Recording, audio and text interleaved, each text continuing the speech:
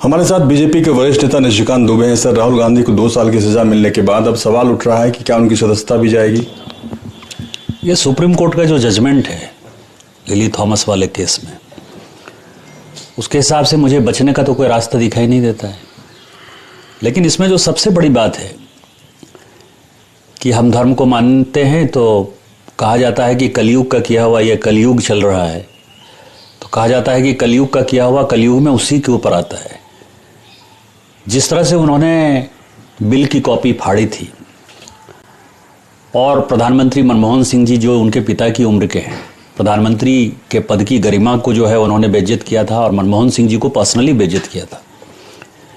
और वो बिल यही था, यदि किसी एमपी एमएलए को 2 साल से ऊपर की सजा हो जाए तो उसको कम से कम जो है वक्त देना चाहिए, 90 दिन का, 3 महीने का वक्त देना चाहिए, जिससे कि वो अपील कर पाए। और अपील में मान लीजिए कि वो अपर कोर्ट में उसको स्टे मिल जाता है या कन्विक्शन पे रोक लग जाती है, तो उसकी सदस्यता कम से कम बच जाए। नहीं तो ये ऑटोमेटिक सदस्यता खत्म होने वाला जो मामला था, जो सेक्शन 84 है रिप्रेजेंटेशन ऑफ पीपल्स एक्ट का, उसको उन्होंने फाड़ा। आज आप समझिए कि उन्हीं के ऊपर ये आ गया जी।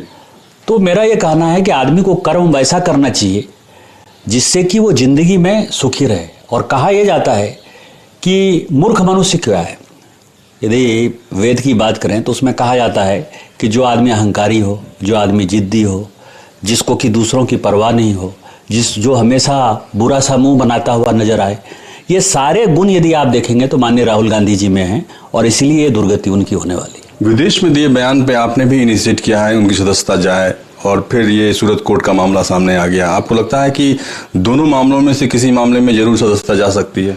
उनकी सदस्यता निश्चित तौर पर जाएगी। मैंने कमलापति त्रिपाठी जी को कोट किया था, जो उन्होंने पार्लियामेंट में 1976 में भाषण दिया था, जिसके आधार पर सुब्रमण्यम स्वामी के ऊपर जो है सजा हुई थी।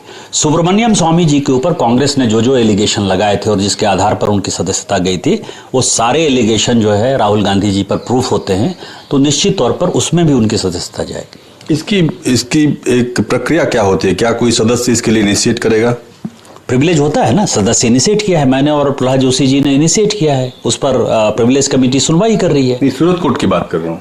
नहीं, सूरत कोर्ट में यह है कि देखिए, प्रिविलेज के 2 नियम है।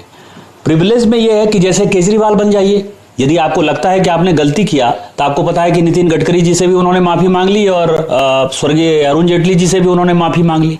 माफी मांगकर उन्होंने जो है अपना बचाव कर लिया कि हमसे भाई ये गलती हो गई। और दूसरा होता है ये जो अहंकारी आदमी है कि नहीं, मैं माफी नहीं मांगूंगा, मैं ये नहीं करूंगा। एक नहीं होता है जिसको कोई बुद्धि नहीं है और जिद्दी बच्चा जो है कोई जिद पकड़ लिया, उसका ये नतीजा है। यदि ये कोर्ट में जाकर माफी मांग लेते हैं कि माननीय प्रधानमंत्री जी आदरणीय है और मैंने जो है जाति के आधार पर कुछ नहीं कहा, मेरे से गलती से निकल गया, मुझे माफ कर दीजिए, तो माफ कर देते। लेकिन यदि जिद पकड़े रहे कि नहीं, मैंने जो कहा सही है, मैंने जो कहा सही है, उसका यह नतीजा है। धन्यवाद हमसे बातचीत के लिए। कैमरा पर्सन अमित राय के साथ रमन कुमार, दिल्ली न्यूज़ 24। नमस्कार, मैं हूं मानक गुप्ता।